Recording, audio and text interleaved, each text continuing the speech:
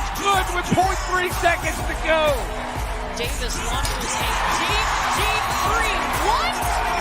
Shot it from the parking lot. Heart of a lion, fire inside me, blaze like a siren. Here's a pass down to McCoy for the layup. Good. Beast, no, I can't keep silent. Jesse ready. Buries another. The time is expiring. Blood, sweat, and tears. I conquer my fears. I'm ready to fly now. Dowling at the buzzer. Gets it to go. Juarez dribbles through traffic and takes it all the way to the rim for two. Gets it over to Burrell. She nails it. You'll leave her open and she punishes you. Happy Big Orange Game Day, everybody, and welcome to Countdown to Tipoff, presented by UT Knoxville alumni and Tennessee Athletics. Happy Game Day, and thank you for joining us for our virtual pep rally. I'm Brian Rice, UT alumnus and radio personality here in Knoxville. This event would not be possible without our partners and sponsors, including Coca-Cola, Farm Bureau, First Horizon, City, Graduate Knoxville, Graphic Creations, One Riverwalk, Pilot Company, Threads, and UT Medical Center. Before we get started with today's show, I want to send a special shout out to our alumni and friends in the Columbia, South Carolina alumni chapter. There are more than 800 UT Knoxville alumni who live in the Columbia area and fight the good fight in Gamecock country every day. So we know you're fired up for the Lady Vols in South Carolina tonight. Now let's get started. On today's show, we'll be joined by Chancellor Donnie Plowman. I'll have an interview with Lady Vol for Life and current ESPN analyst Andrea Carter. We'll have the keys to tonight's game and much more. Stay tuned. At the end of the show, we'll have our weekly prize giveaway as well. Right now, though, we get a message from UT Knoxville Chancellor Donnie Plowman.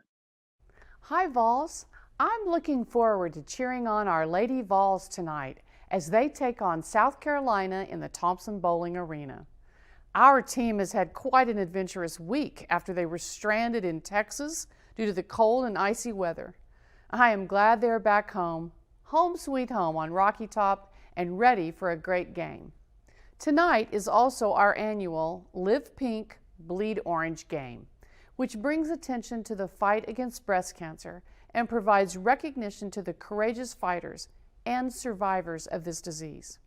I hope you join me tonight as we root for our Lady Vols to victory. Stay safe and healthy. Go Lady Vols. Thank you, Chancellor. Appreciate your message here today on Countdown to Tip-Off. Forgot to mention a little later on, we'll also be joined by Tennessee assistant coach Lacey Goldwire as we get a little look inside their preparation for South Carolina. Right now, though, we go back to last year, February 2nd, 2020, as the Lady Vols went to Columbia to take on the Gamecocks. Massengill will come into front court for Tennessee with a pass to Brown. Brown for the reverse layup. Good by Lou Brown. Herbert Harrigan goes inside, right side. Good grief. Here's Massengill, dribbles right, drives in, hooks up the shot off the glass. Good by Massengill. Off to Beal on the right wing. Beal goes into the paint. Shot blocked out of bounds by Tamari Key. Davis comes top of the key to Burrell for a three-point shot and got it. Hit the rim 3 times and fell through. Tennessee needs a bucket. They're down 8. Here's Davis, right baseline, pulls up, 10-foot jumper good. Here's Massengill. Massengill dribbles left. Now puts one up from 15 and hits it. Massengill got 3 on the pick by Key. Skip pass over Gersett on the left wing. Now to Saxton, drives in, shot blocked by Key. That's 5 blocks for Key. Horston on the curl to Davis. Davis goes, steps back, 8-footer good. Here's Horston, gets the inbounds pass. In the right corner, Davis down to the baseline for the jumper, good by Davis.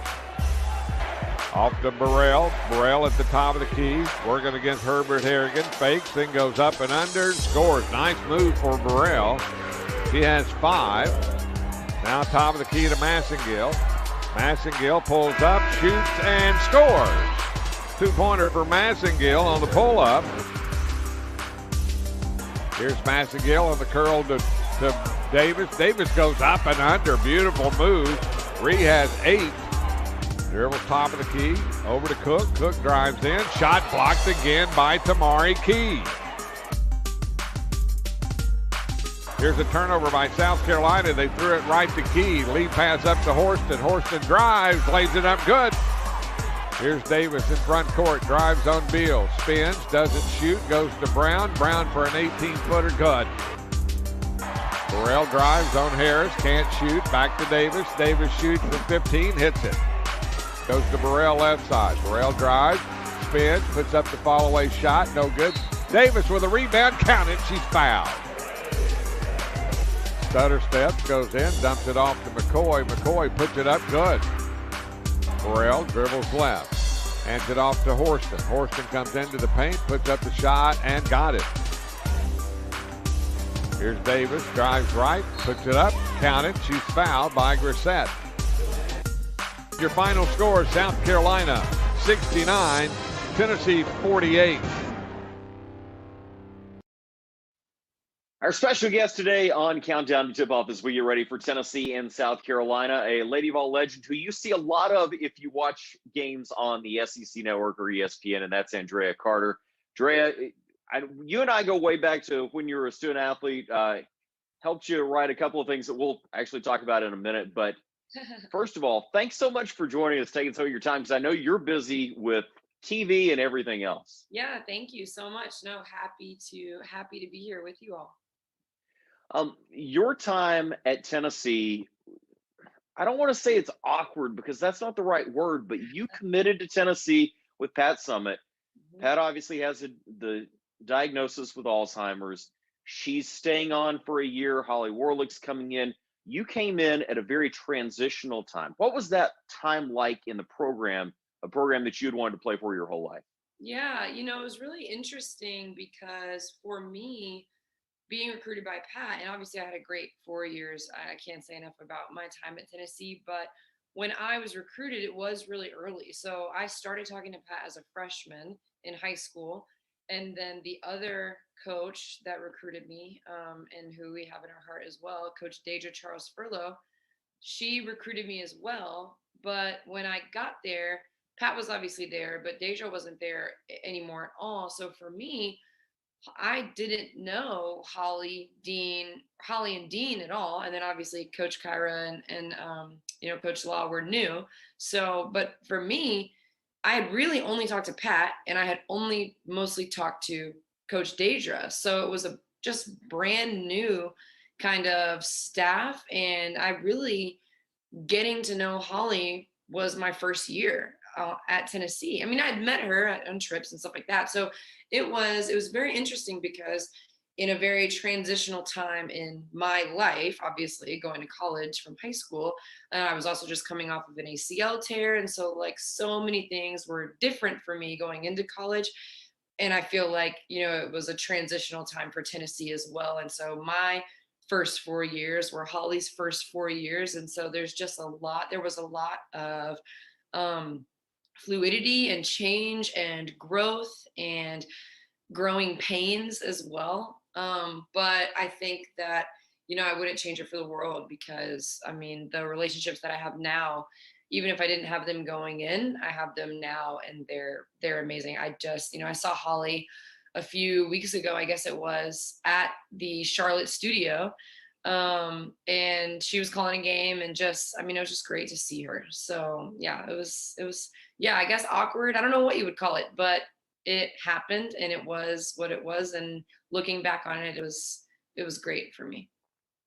I remember when you had to make the decision that your basketball career was over. We sat in my office at UT and you ended up taking it and running with it. And I didn't do hardly anything with it, but to tell the story of, how hard that was and why you were doing it. What do you remember about that time in your life where you've reached all these goals and you have another year, but your body just can't let you play the all out way you want to play anymore?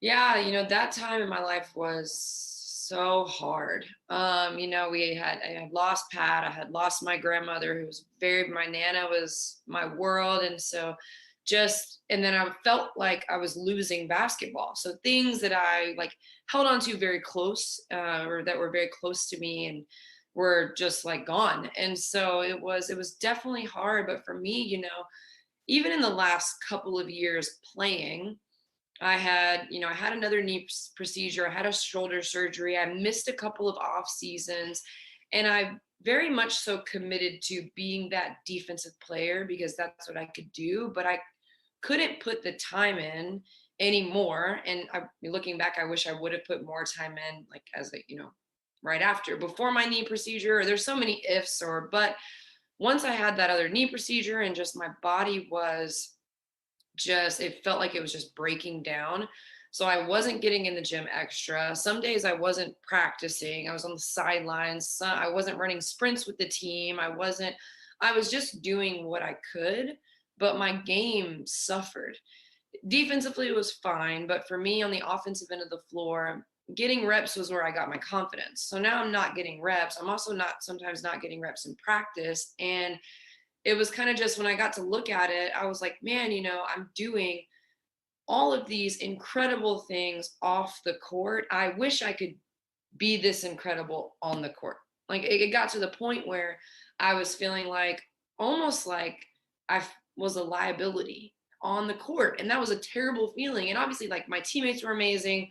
Holly was amazing. The whole staff, like, I felt of value, but I didn't feel like I was reaching my potential. I didn't feel like I could ever become my best or be my best. I kind of just felt like what I was giving was the best that I could give, and it was the last that I could give. I just didn't think that I could handle another season mentally and emotionally of being in pain physically, and then just the mental wear and tear of not performing the way that you really want to, and not being able to train to perform the way you really want to. And so, as an analyst now, I've called games where there is a player playing her 5th year and she's banged up and she's in pain, and I just commend them so much for doing that. But for me, I just felt like it was all that I could do. And I had an opportunity to finish my master's degree and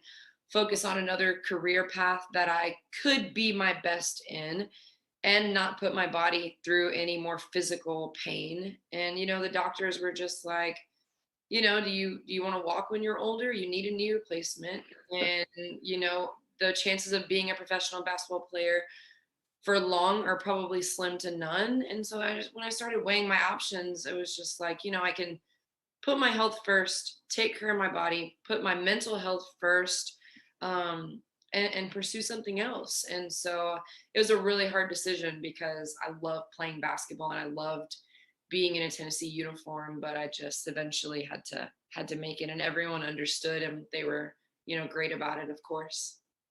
You mentioned that other career. It started, I guess, small, doing the SEC Plus games with Bob and with Roger and with everybody. And now people see you twice a week on the SEC Network or on ESPN. It doesn't matter if it's calling games or in the studio. What has that transition to a broadcasting career been like for you?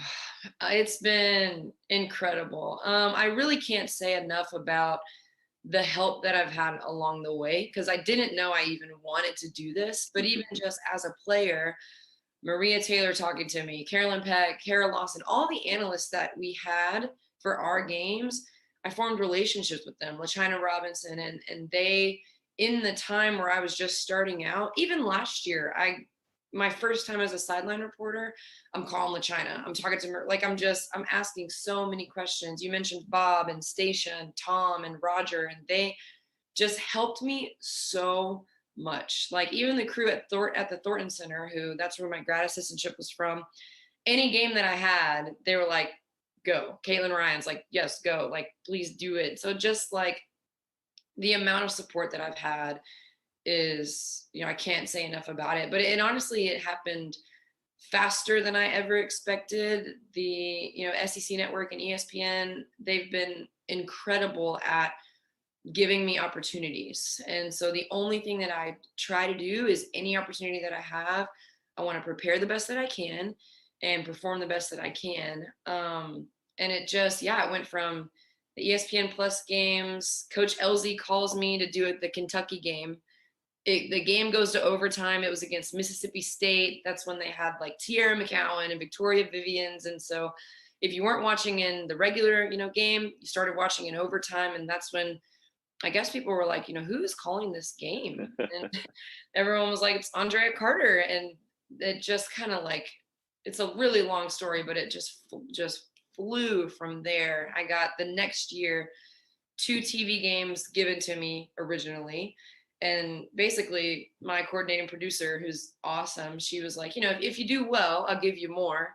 And so that's just how it was my first couple of years. I would start with a couple games, and then any that they sent me, I would just try to do well. And it's turned into studio, and I've done sideline reporting, and just I want to be like the Swiss Army knife for ESPN and the SEC network for women's basketball. I just love covering the games and talking about the players, especially the SEC. Like when I talk about these programs and these coaches and these players, it's the best job. I mean, it's so much fun. Last thing for you, and I'll get you out because we really value your time. Your number 14, another number 14, paces the sidelines for Tennessee right now, and that's Kelly Harper. In her second season, I know you see it as an analyst, the growth from year 1 to year 2 really seems like night and day in a lot of different facets of their game. Yeah, I mean, I really liked Kelly when I saw her at Missouri State. I was the analyst for their rounds they played Iowa State, and I remember that game, and I remember watching their practices and being like, man, she's really got all these players on the same page, and everything she says, they listen to, and anything she told them, she would pause practice and she'd be talking to them, and everybody was listening. Everybody was tuned in. And I just thought it was so cool. Like, I just remember being like, wow, they're motivated, they're inspired, and they are sticking to the game plan. And I just thought that was like, as a first impression, I was kind of blown away by her. And just to see the growth that Tennessee, she clearly knows her players better. She's brought in players that are making a difference. And I think that the transfers, Marta, and just everything, like, it's just moving in the right direction. And even if you look at, I've been most impressed this season, the UConn loss, obviously, that's a game that I feel like they had it. And closing games is something that programs have to learn to do. It closing games isn't something you just know how to do, right? So that game obviously slipped away from them, but to come back and do what they did against Kentucky, right? Like, I feel like that's a growth piece. And there are many other things that have happened this season, right? But there's definitely growth and togetherness and leadership. And I think the players, they look like they're having fun. So, I mean, I think that, number 14 was a good pick. So. Drea, we always appreciate some of your time here. Love watching you on the broadcast, and look forward to seeing you as this basketball season continues to hurtle towards, thankfully, having an NCAA tournament this year. I know we'll see you there. 100%. Thank you so much. Go Vols. Andrea Carter, our guest today on. All right, let's get into our keys to the game as we thank Andrea Carter for joining us. You'll see her all season long and all postseason long on ESPN and the SEC network. Our keys to the game tonight, well, it starts with number 1, and I'm going to borrow one from football and from General Neyland's game maxims. Make the breaks, and when one comes your way, score. You're going up in South Carolina, one of the top defensive teams in the country. They feature the SEC's 2 leading shot blockers. There's going to be a lot of traffic in the paint. It's going to be difficult to score in the paint. So when you find a way to make a break, whether it's a steal, a fast break, whatever you can get, find your way to score. Number 2, put on some pressure. As talented as South Carolina is, they've played 2 very close games their last 2 times out. An overtime loss to Connecticut last week, and then a close win over LSU this past Sunday. Come out, put on some pressure, keep that a close game late. As Andrea Carter said, learn to close out some games. Be a lesson that Tennessee can try to apply tonight against South Carolina. And third is be consistent. The South Carolina team's unique in that they don't have one big gun that will get you. They have 3 players that average double figures. You can't lock down one. You have to be consistent and spread out among the 3 scorers. So to review, make the breaks. When one comes your way, score. Put on some pressure. Be consistent on defense. Those are the keys to a Lady Vol victory tonight against the South Carolina Gamecocks. Big Orange Country, the perfect subscription box now exists. It's a new year, so you need some new gear. There's a box for every season of the year for you to get your fresh new Volun gear. Each Big Orange box contains original pieces and collectibles only available from Tennessee Athletics. Choose your favorite season, including a basketball-themed March Madness box coming soon, the Vols of Summer, and Vol Tailgate. Or you can collect them all. Gift or get your Volun gear box now at allvols.com. As we get set for Tennessee and South Carolina tonight, somebody who's very happy to be back in Knoxville after an extended trip to Texas is Tennessee assistant Lacey Goldwire. She takes us inside the preparation for South Carolina and how her job as recruiting coordinator has changed up a little bit this year. Hi, I'm Lacey Goldwire, the recruiting coordinator and assistant coach for the Lady Vols. Thank you so much for your support this season so far. It's been a crazy season, but we are thankful that we've been able to play as many games as we have. Things have looked differently in recruiting this year. I've never thought I would be recruiting so much virtually. Zoom has become a daily part of my life, and I think now that we've become a little bit more comfortable with it, we are really doing great things with it. We're bringing the University of Tennessee and Knoxville to student athletes around the country virtually, and they're able to see an inside look at our practices, our city, and our university over the computer. We've been focused on game prep for South Carolina this week. A few things that we've been focusing on: being physical and being competitive. I think with our size, our height, our strength, when we get rebounds and we take care of the ball, we have fun. And we are at our best when we're having fun. Not only are we looking forward to beating the Gamecocks, we are also celebrating our Live Pink, Bleed Orange initiative. This raises awareness for breast cancer research. It also honors fighters, survivors, and those who have fought to the end. We hope that you'll join us in the fight against breast cancer and the fight against the Gamecocks. Wear your pink, cheer loud, and bring the energy to Thompson Bowling Arena. Go Lady Vols. Thanks, Lacey, for taking some time today on game day as we get set for Tennessee and South Carolina. You know, community service projects for Tennessee teams have been a little different in the world of COVID-19.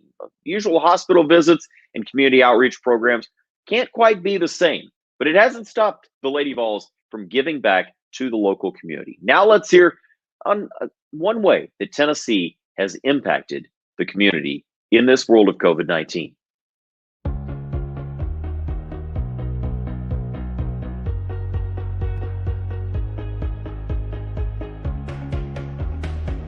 I think that community service as a team is huge. It shows unity, it shows the community that just like they come together to support us, we're going to come back together to support them. Community service projects that my team participated in this summer was volunteering at the Fish Food Pantry. We've donated clothes to Carm. We've written little encouraging notes for their beds at night. We got together after practice and we made sandwiches for the Salvation Army, and then afterwards we went to go drop them off, and that was able to have 2 days worth of food for those people and people at the Salvation Army. My favorite community service project was volunteering at the Fish Food Pantry because I got to meet several different people from all walks of life and just see the behind the scenes of how they work things at the Fish Food Pantry, which is really cool. I think my favorite community service project was writing the encouraging notes. I obviously wish I could have seen, the faces of the people who read them, but I just feel like positive words just go a long way. So no matter who they're directed at, encouragement is big. Being together during we're making the sandwiches and stuff helps with our team bonding because we were able to, laugh and joke and just have a good time while being able to help and serve others. I mean, the community are the fans. They're the ones who keep this program going. So the least we could do is give back to them for, all the support they've given to us over the years. It's important for our team to participate in community service because it just continues to show us that it's bigger than basketball and that it's more than ourselves and that we can get outside of ourselves and help others and help the community that supports us.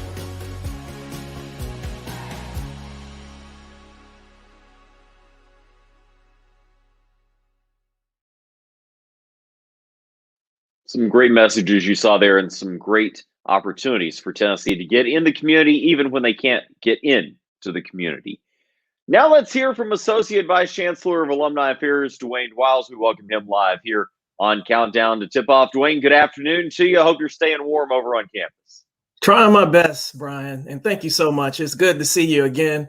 And Brian, let me start off. I would be truly remiss if I didn't express how much we are thinking about our Vol family that is being affected by the unprecedented cold weather in the South. Our thoughts are with you and your families during this most difficult time. Now, before the big game tonight, let me share with our audience how they can be proud, be involved, and be invested in UT. Be proud by showing your big orange spirit and wearing your orange every Friday.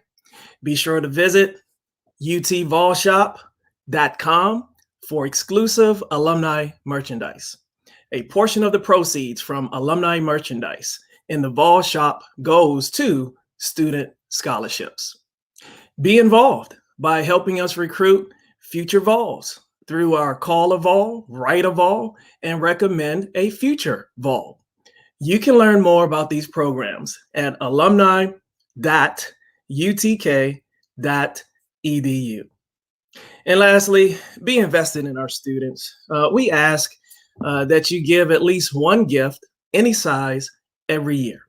You can choose from numerous donation funds so that your gift goes to a program that you want to support.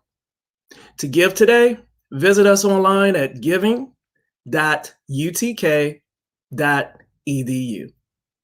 Thanks for having me again today, Brian, and go Lady Vols. Dwayne, thanks so much for taking some time this afternoon. Look forward to seeing you again soon. Before we wrap things up today, a big congratulations to our Lady Vols fan of the week, Verna Howard. We've got a prize pack coming your way. Do you want to win with our next events? Be sure you're following @10alum. That's @TENN alum on Facebook, Twitter, and Instagram for how to win on all future drawings. Please be sure to join me again right here tomorrow as we count down to tip-off for Tennessee against Kentucky. On the men's side, I'll be live at 12:30, streaming on Facebook and YouTube. And don't forget, tonight's Lady Vols game, 7 o'clock on the SEC Network against South Carolina. Live pink, bleed orange. Even if you can't be in Thompson Bowling Arena, sport a little bit of that Lady Vol pink tonight as Tennessee takes on South Carolina. That's going to wrap things up for this edition of Countdown to Tip-Off. For all of us here at UT Knoxville Alumni and Countdown to Tip-Off, I'm Brian Rice. Go Lady Vols.